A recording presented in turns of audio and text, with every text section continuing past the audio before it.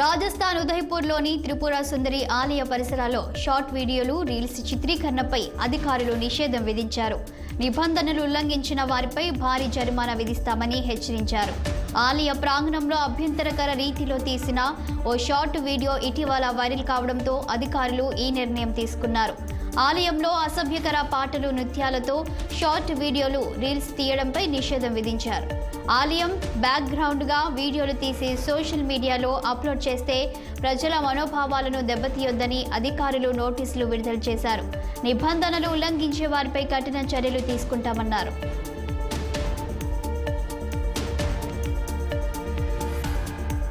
విమానాశ్రయంలో ప్రయాణికుల రాకపోకలు సులభతరం చేసే డీజీ యాత్ర సేవలు త్వరలో విశాఖపట్నం ఎయిర్పోర్టులో అందుబాటులోకి రానున్నాయి. వైజాగ్ సహా మొత్తం 14 విమానాశ్రయాల్లో ఏప్రిల్ నెలాఖరుకల్లా ఈ సేవలు అందుబాటులోకి వస్తాయని డీజీ యాత్ర ఫౌండేషన్ సీఈఓ సురేష్ ఖడగ్భవి పేర్కొన్నారు. ఈ మేరకు డీజీ యాత్ర వ్యవస్థలో మార్పులు చేర్పులు చేస్తున్నట్టు తెలిపారు. వైజాగ్తో పాటు చెన్నై, కోయంబత్తూర్, శ్రీనగర్, త్రివేంద్రం, బాగ్డోగ్రా, భువనేశ్వర్, చండీగఢ్, డబోలిం, ఇండోర్, మంగళూరు, పాట్నా, రాయ్పూర్, రాంచీ ఎయిర్పోర్టులో ఈ సేవలు అందుబాటులోకి వస్తాయి. అంతర్జాతీయ ప్రయాణికులకు కూడా ఈ సేవలు వర్తింపచేసేందుకు సంబంధిత వర్గాలతో చర్చలు జరుపుతున్నామని డీజీ ఫౌండేషన్ తెలిపింది.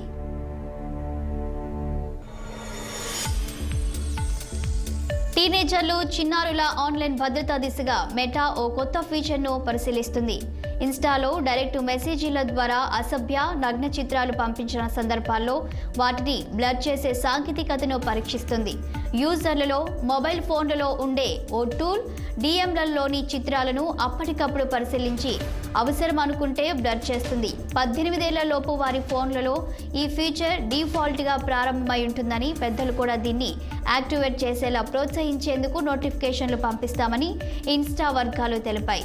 యూజర్ల మొబైల్ ఫోన్లోని machine learning tool end to end encryption విధానంలో చిత్రాల పరిశీలన జరుపుతుందని సంస్థ పేర్కొంది. కాబట్టి ఈ వివరాలు ఇన్స్టాకు చేరే అవకాశమే లేదని వెల్లడించింది.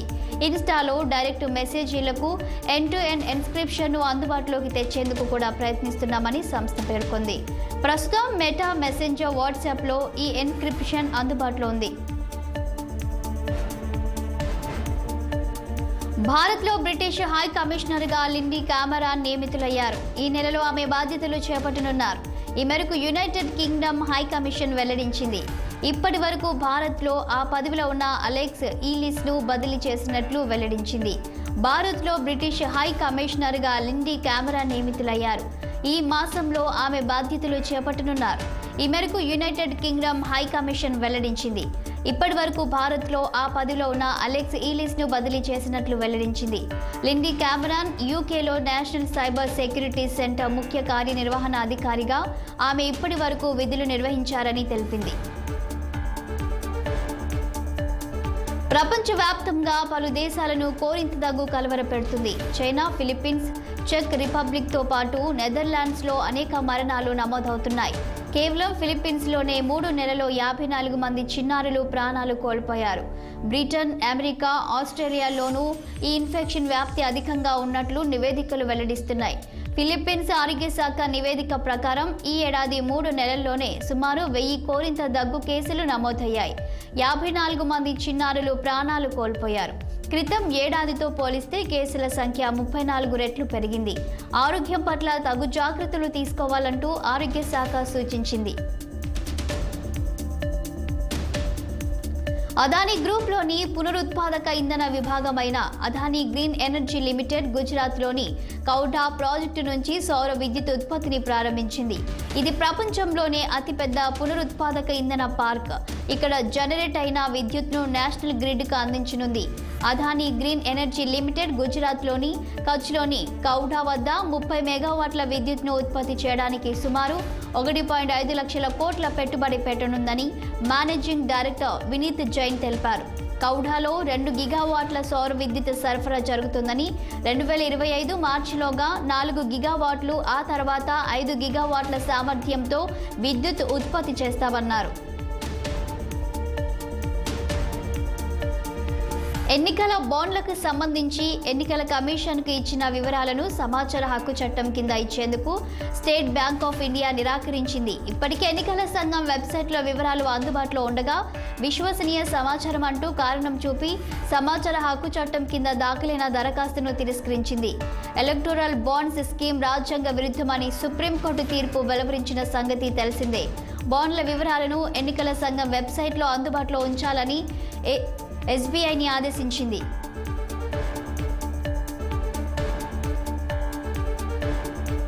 Cine hero mega power star Ram Charan కి అరుదైన గౌరవం దక్కింది. చెన్నైలోని ఓ ప్రముఖ యూనివర్సిటీ ఆయనకు గౌరవ డాక్టరేట్ ప్రదానం చేయనుంది. ఈ నెల 13న చెన్నైలోని వెల్స్ వర్చువల్ యూనివర్సిటీ స్నాతకోత్సవ వేడుకలు జరగనున్నాయి. ఈ వేడుకలు సినీ నిర్మాత యూనివర్సిటీ వైస్ ఛాన్సలర్ అయిన ఈసరి గణేష్ ఆధ్వర్యంలో ఘనంగా నిర్వహించనున్నారు. ఈ కార్యక్రమానికి తెలుగు సినీ హీరో రామ్ చరణ్ తేజ్ ముఖ్య అతిథిగా హాజరు కానున్నారు. ఇదే వేడుకలో కళారంగానికి చేస్తున్న అత్యుత్తమ సేవను గుర్తించిన వేల్స్ యూనివర్సిటీ ఆయనకు గౌరవ డాక్టరేట్ ప్రదానం చేయనుంది. ఈ పురస్కారాన్ని all India council for technical education అధ్యక్షుడు డీజీ సీతారాం రామ్ చరణ్ కు అందజేయనున్నారు. ఇక తమ హీరోకి సినిమా రంగంలోకి వచ్చిన కొన్ని సంవత్సరాలలోనే అరుదైన గౌరవం దక్కడం పట్ల మెగా అభిమానులు ఆనందం వ్యక్తం చేస్తున్నారు.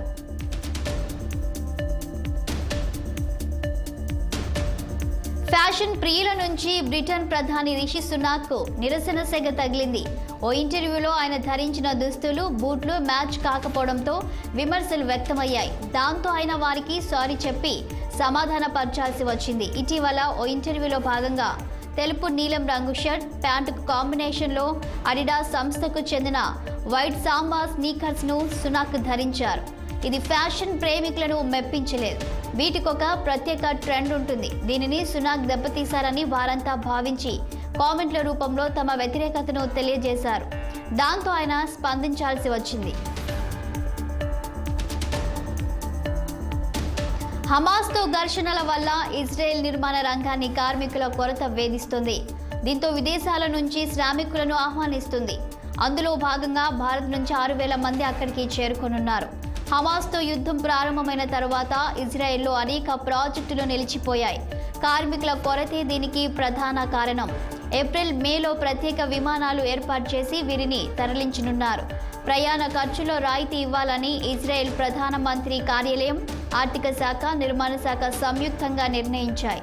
ఈ మేరకు ఇజ్రాయెల్ ప్రభుత్వం నుంచి అధికారిక ప్రకటన వెలువడింది.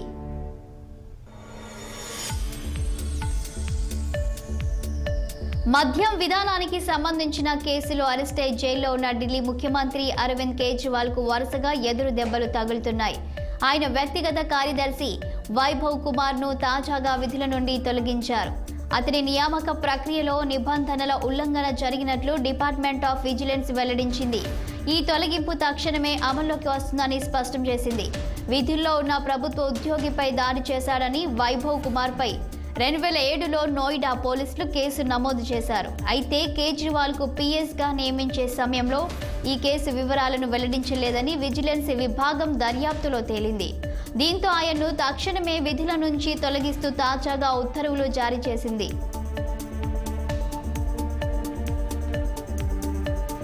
సీమాంతర ఉగ్రవాదాన్ని పెంచి పోషిస్తున్న దాయాది పాకిస్తాన్పై రక్షణ మంత్రి రాజ్నాథ్ సింగ్ మరోసారి విరుచుకుపడ్డారు. ముష్కర మూకలతో భారత్ను అస్థిరపరిచేందుకు ప్రయత్నిస్తే పరిణామాలు తీవ్రంగా ఉంటాయని హెచ్చరించారు. ఉగ్రవాదాన్ని అరికట్టడంలో దాయాది అసమర్థతను ఎద్దేవా చేశారు. అది తమకు చేత కాదని పాక్ భావిస్తే ఆ దేశానికి సహకారం అందించేందుకు తాము సిద్ధంగా ఉన్నామని అన్నారు. ఈ సందర్భంగా ఎమర్జెన్సీ నాటి రోజులను గుర్తు చేసుకుంటూ ప్రతిపక్ష కాంగ్రెస్ పై ఆయన విమర్శలు గుప్పించారు. ఎమర్జెన్సీ సమయంలో మా తల్లి అంత్యక్రియలకు వెళ్లేందుకు నాకు పెరోల్ కూడా ఇవ్వలేదు. అలాంటిది ఇప్పుడు వారు మమ్మల్ని నియంతలుగా పేర్కొంటున్నారని రాజ్నాథ్ దుయ్యబట్టారు.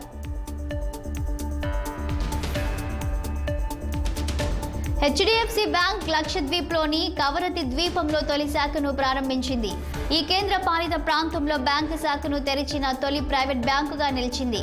మాల్దీవులతో వివాదం నేపథ్యంలో లక్షద్వీప్ పర్యాటక స్థలంగా ప్రాముఖ్యతను సంతరించుకుంటున్న విషయం తెలిసిందే. ప్రధాని మోదీ సహా పలువురు ప్రముఖులు అక్కడ పర్యాటకాన్ని ప్రోత్సహిస్తున్నారు. ఇటీవల టూరిస్టుల సంఖ్య కూడా పెరిగే తరుణంలో హెచ్డిఎఫ్సి బ్యాంక్ తమ శాఖను ప్రారంభించడం గమనార్హం. పర్సనల్, డిజిటల్ బ్యాంకింగ్ సహా కస్టమర్లకు వివిధ రకాల సేవలను అందిస్తూ ఈ కేంద్ర పాలిత ప్రాంతంలో బ్యాంకింగ్ వసతులను మెరుగుపరుస్తామని హెచ్డిఎఫ్సి తెలిపింది. ప్రముఖ టెక్ దిగ్గజం ఇన్ఫోసిస్ మరోసారి తన దాతృత్వాన్ని చాటుకుంది. కర్ణాటక పోలీసుల సైబర్ క్రైమ్ దర్యాప్తు సామర్థ్యాలను బలోపేతం చేసేందుకు 33 కోట్లు మంజూరు చేసింది. బెంగళూరు సిఐడి ప్రధాన కార్యాలయంలో centre for cyber crime investigation, training and research సహకారాన్ని పునరుద్ధరించడానికి విప్రో ఫౌండేషన్, కర్ణాటకలోని criminal investigation department, data security council of ఇండియాతో అవగాహన ఒప్పందంపై సంతకం చేసింది. సిసిఐటిఆర్తో అనుబంధాన్ని మరో 4 ఏళ్లు కొనసాగించడం ద్వారా కర్ణాటక పోలీసుల సైబర్ క్రైమ్ ఇన్వెస్టిగేషన్ సామర్థ్యాలను బలోపేతం చేసేందుకు ఇన్ఫోసిస్ ఫౌండేషన్ 33 కోట్లు మంజూరు చేసినట్లు ఓ ప్రకటనలో తెలిపింది. డిజిటల్ ఫోరెన్సిక్, సైబర్ క్రైమ్ ఇన్వెస్టిగేషన్లో శిక్షణ, పరిశోధన ద్వారా రాష్ట్ర పోలీస్ దళం సైబర్ క్రైమ్ ప్రాసిక్యూషన్ సామర్థ్యాలను బలోపేతమవుతుందని ఇన్ఫోసిస్ ఫౌండేషన్ వెల్లడించింది.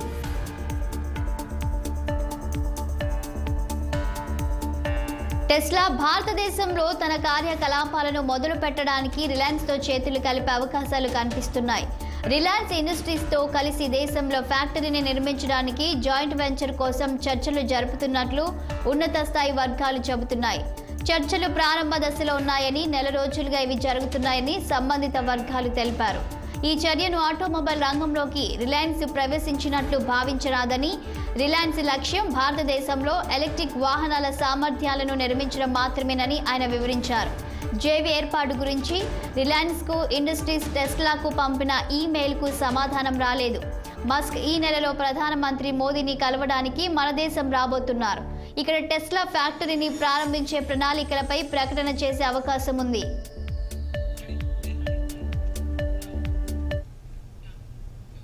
బులెటిన్లో ఒక చిన్న బ్రేక్ తీసుకుందాం. చూస్తూనే ఉండండి 6 టీవీ.